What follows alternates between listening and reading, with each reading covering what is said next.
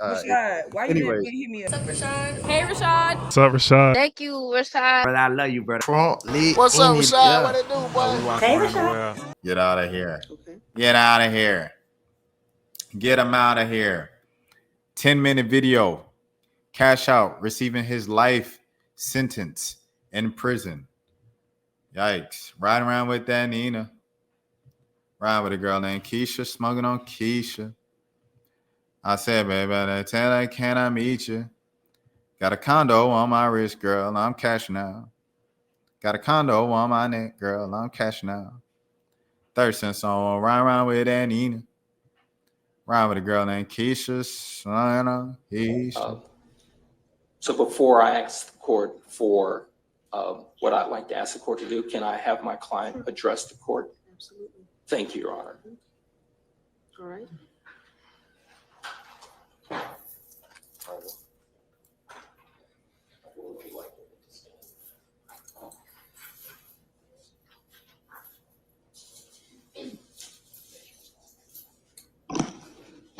Good morning today, Your Honor. Good morning. I want to start out by thanking you for giving us a fair trial. I want to thank the jurors for the amount of time that they put in. Pimping just might be over. 2 life sentences. And then I think he got 60 years on top of that. Dang. That's 3 for each life he can live in there. That's crazy, brother. That's crazy. Pimping might just be over with. To judge this trial. This time being on this trial, I was able to see how the jurors are put in a tough position to, sit there and judge someone's life, and, it's a hard decision, and I felt like they made the wrong judgment. I've done things in my life. I'm not perfect. But the things I've been accused of, I know that I haven't done those things. I know it's typical for a person to come up here and, show remorse to, crimes that they have done, but I can only show remorse to the people that I know that was in this trial, which is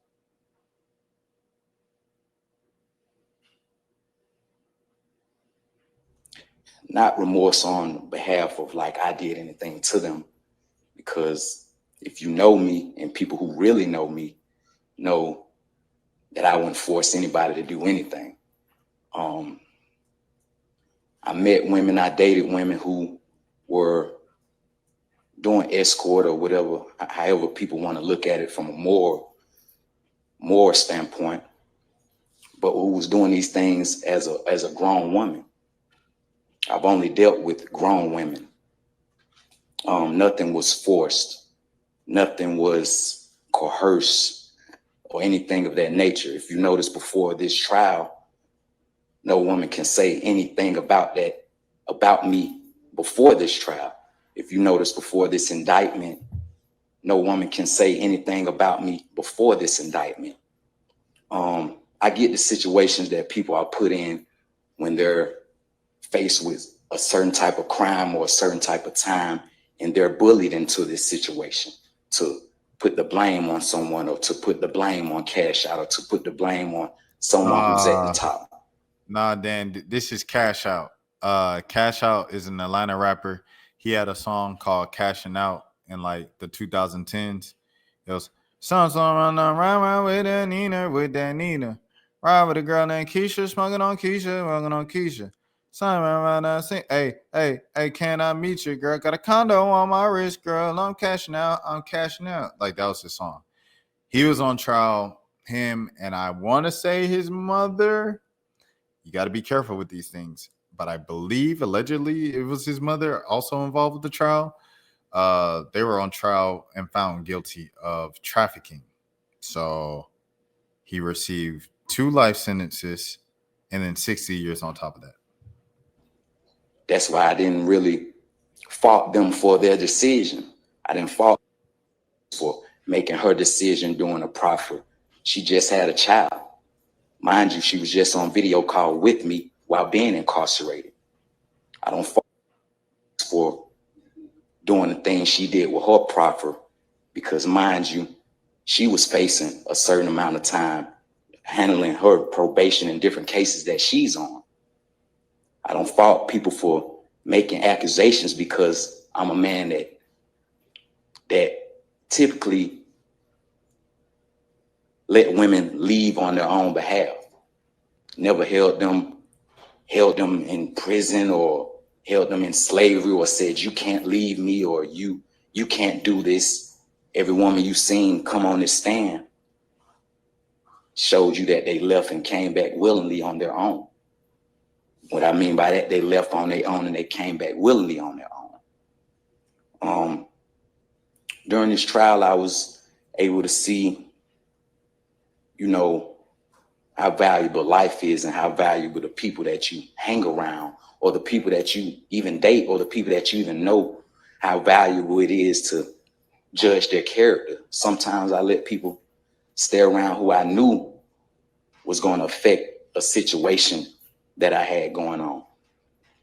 So I don't, and for the people who came to this trial that I never met a day in my life, never had any contact with them, never had a text message with them, never had an interaction with them, don't even know where most of these stories came from, it's baffling.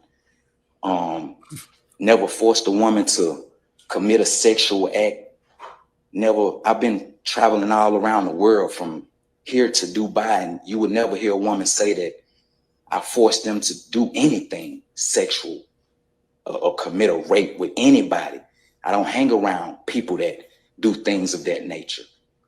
I feel like, and somebody asked me this the other day, it was like, every time I see your head high and you are always smiling, because when you have that confidence, it takes me back to the Bible. When you have that confidence and you know you can be falsely accused of things, Jesus was falsely accused, a lot of the prophets were falsely accused. You don't have that emotion like you've done something, you know. So if you see me with my head high, or if you see me smiling, it's because I know at the end of the day, through Jesus Christ, the Most High will always give you the actual judgment.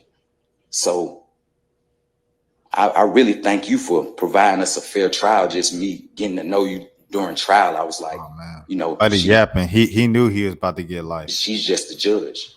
But when you sit 12 people in that panel and you know, have them, you know, judge our lives and, you know, put them in a position to judge our lives, you know, it takes you back to, once again, the Bible, when people had to judge these prophets' lives. And I say, if you know me, you actually know me. There's plenty of people that know me in this world. There's plenty of people that know me in this jail. There's plenty of people that know me where I'm from. Like I say, once again, I'm not perfect. I come from certain areas. I come from, you know, certain environments. I come from doing things in my past life before the music. But I'm here to tell you that if you sat in this trial and you paid attention to this trial, before these dates, no woman could ever say I done those things to them. Before these dates, you can go on my Instagram and see these women enjoying themselves, having their own things, living their own life.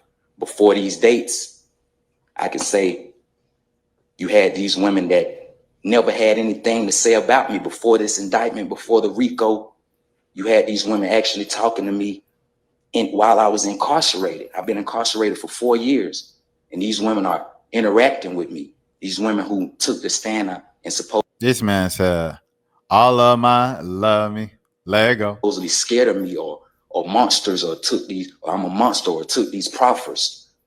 This wasn't the case before they was I can give a Valdez, long D's, love me, let go. Indicted. So from my perspective, I feel like some people can get bullied into a situation that they really don't really want to do. And I'm sitting here just holding my head high and just, you know, feeling that one day the truth will come out. one day the truth will come out on my situation. One day the truth will come out on this rape allegation, that these things never happened. And when you see a person get up on that stand and put their hand on the Bible and swear to tell the truth, the whole truth and nothing but the truth, that means you have to be perfect like you're Jesus.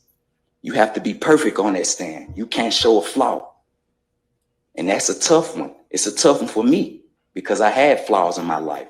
So you have to tell the complete truth on that stand. And I got up there and see people put their hand on that Bible and not tell the complete truth. And that's baffling. But at the end of the day, I put my trust in the Most High. I put my trust in the universe to bring out the truth, to bring out the truth of these people who made these allegations. To me, it's like you have no heart. You have no heart.